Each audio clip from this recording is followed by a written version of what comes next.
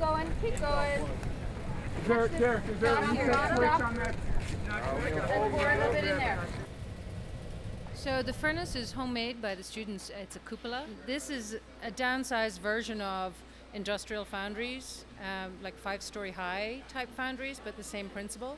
So it's sort of blue collar engineering meeting the fine art world, which is how I like to sort of equate, because it's a very labor intensive and physical process. We have a visiting artist in Toby Flores from Fort Hays State University who's been redesigning it and reshaping it. We do a burn-in that can last an hour to 2 hours, where you get the cupola up to temperature.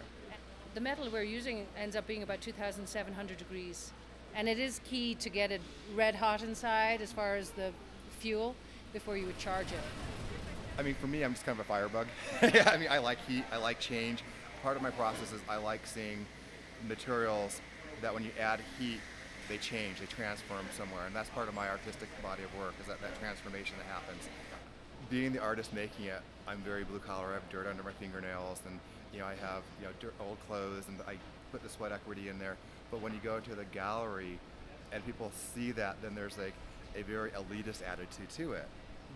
I don't think a lot of people understand the labor and sweat and aspect that goes into creating art that the artists are part of. We've done this in front of the Denver Art Museum, and we're there with sand, and we're smoky, and we're dirty, and it's physical, and there's fire.